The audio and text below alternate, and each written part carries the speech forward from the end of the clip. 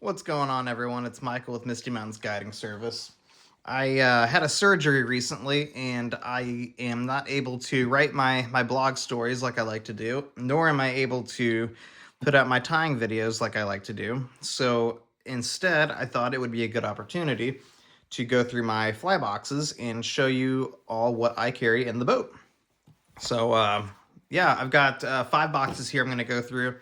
This is the big one, and go through some of the flies, why I carry them, where they're applicable, and so on and so on. I'll try not to ramble too much, but you know I do. So I'm one-handed here, so this is going to be a bit of a struggle with this first one. There we go. Okay. Yeah, a lot of stuff going on here. So we got game changers up top here. I make my own custom brush game changers out of several different types of materials. I don't know if I want to give all my secrets away right now, but several different kinds of stuff. It's got some various sizes here. That guy's a little bit bigger. This is some chocolates, game changer, chenille, pretty simple build on those. I do like how these swim quite a lot, and if you trim them up the right way, man, they're deadly. That's really the whole trick with game changers, those trim them up right. We got a lonely beat to crap, drunken disorderly here. I don't fish him much, but he seems to keep catching fish, so he hasn't gotten pulled yet. A lot of deceivers, a whole lot of deceivers. That's kind of my thing, is deceivers. So that's why I carry a lot of deceivers. I have a Foxy Sniper here. It's a fly I've been kind of playing around with, improvising on, and I put out a story on it recently. Feel free to go check that out. Yeah, so just different colored stuff. You got rainbow trout colors, olive, just basic white. I like a basic white deceiver. I really do. It's easy to see. It's easy to track through the water. They're awesome. Got more deceivers here. These are like double deceivers, which I don't really fish those very much anymore, but they are there. Got some more stuff. Chartreuse, hidden bulkheads, regular bulkheads, not bulkhead at all, deceivers. This guy's just kind of hanging out, I guess. Yeah, that's not really a bulkhead. Even this, I tried to make that a bulkhead. That's not a bulkhead. I had tried testing it with Jared Mathena and this past fall, and I was like, man, I think it's gonna push water decent, and we're like playing around with it, and it did not. It sucked. So it's just kind of a beater fly now. But a few more game changers. These are some Crafter minnows tied in the way of Andreas Anderson. I love how he ties them. They're super fishy. I love them.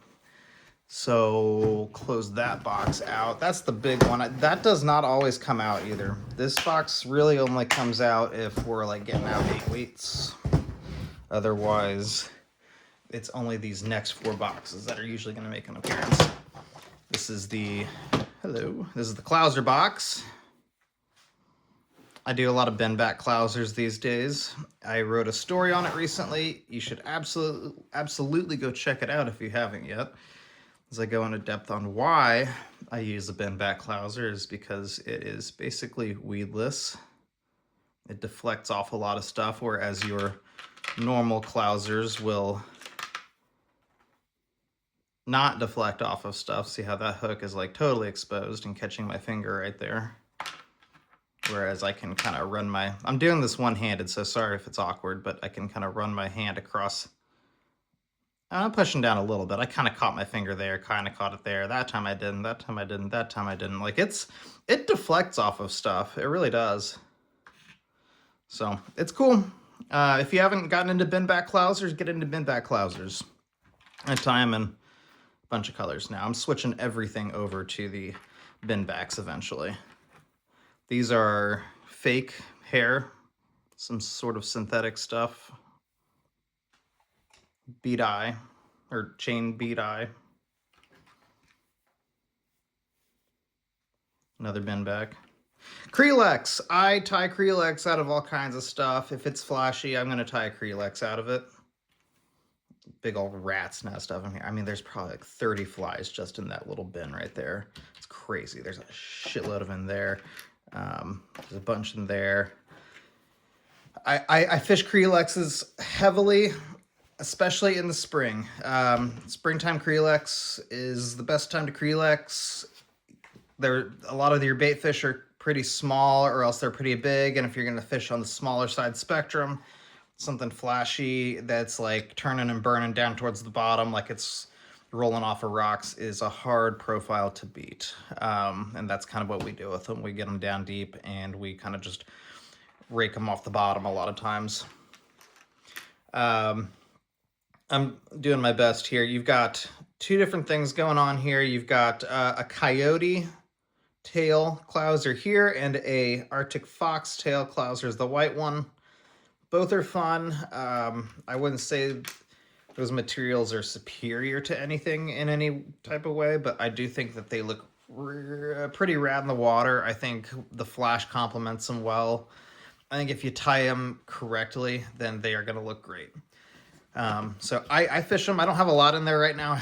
Those are left over from last year, and I have not gotten to tie more yet. So we'll hopefully get there before too long. All right, 3 boxes left. These boxes are from Harbor Freight. I don't remember what I paid for them, but it probably wasn't much.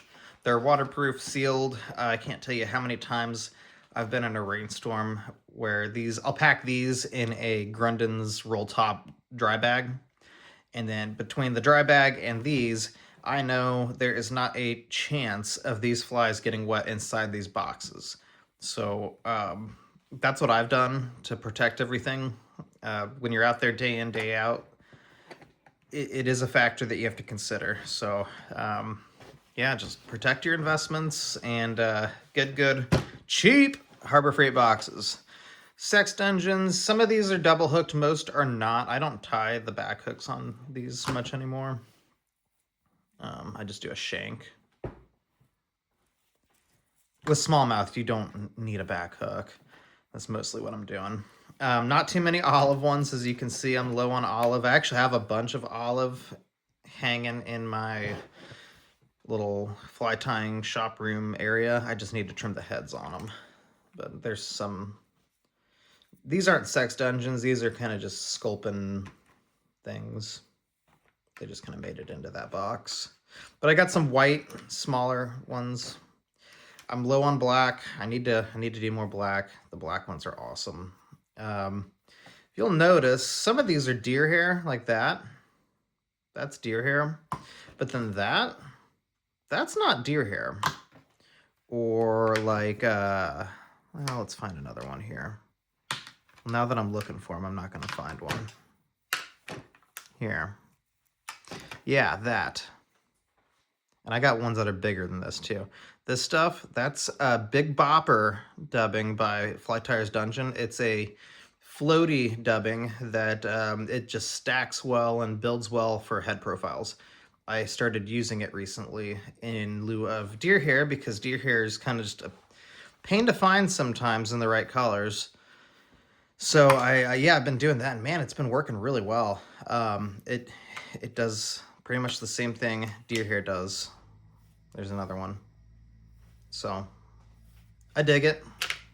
Yellow, by the way, yellow Sex Dungeons rule, especially in the Ozarks.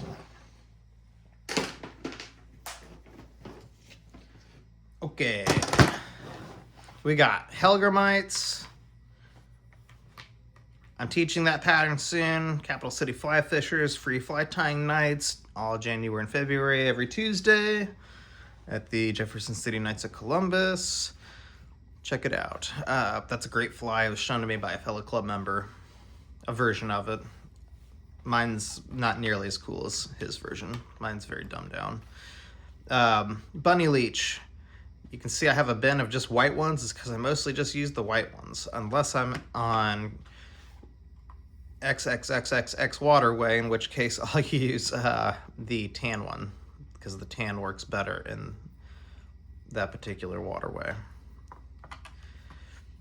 The Fire Tiger rules. That's maybe my new favorite color of bunny leech, especially in the mid, or more like late summer through end of fall.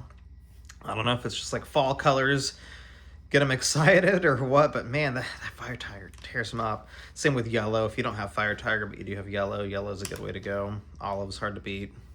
These are crawdads that I've tried using almost nothing but pheasant rump. There's several different varieties and variations in there. I think that's a cool one. Pretty dressed out.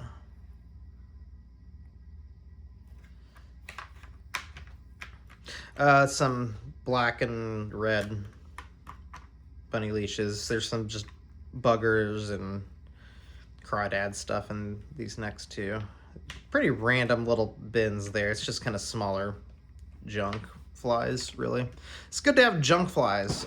Whenever you're having one of those days where you're just throwing everything into treetops and losing it in rocks and boulder gardens and stuff, and then you just want to throw some junk flies for a while to make yourself feel better about all the ones you lost, it's good to have those too. So, so we got more game changers here. I don't know why I have more game changers here. I need to take these out probably since they're in the big box, but if I had to guess, I probably put them in here because I don't always take the big box. So that's probably, maybe I should leave those in there. Anyway, we got master splinters, a lot of them. It's pretty good, quick and dirty mouse pattern. I tie them in one color, as you can see. If you are doing them in any other color, it is for an unnecessary reason. I've never needed another color. And I've never seen another color outfish my black ones, so bigger mouse patterns. He says bite me on there, if you can read it still. I don't know what to call these. It's kind of a rip off of an Andres Anderson mouse, but I kind of, as I do, took it my own way. They're good flies. I need to tie more of them. So I only have 2 of them left.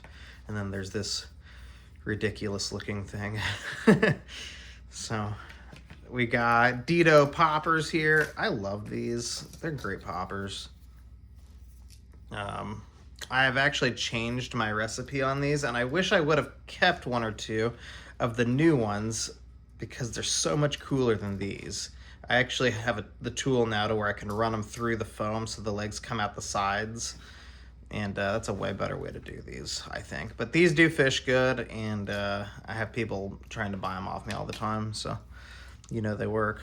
2 different poppers here. You got some whites and some yellows. I was lazy. I didn't even put eyes on these yellow ones, but I mean, why? When you realize they don't look at the eyes, you stop putting eyes on stuff. Divers, I don't use these much, but I got them. And then, last but not least, I do these in 2 different flavors, although I only have one of the other flavor right now. It's the Old Mr. Wiggly. These things rule. You just fish it like a dry fly.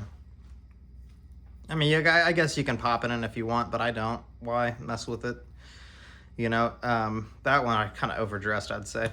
But this is more how I do them now. I did good on that one too, I'd say. That's an older one that I somehow didn't mess up. But yeah, I mean, whether it's a dragonfly or a hellgrammite or just a weird ass bug that fell in the water, that one's got tooth marks.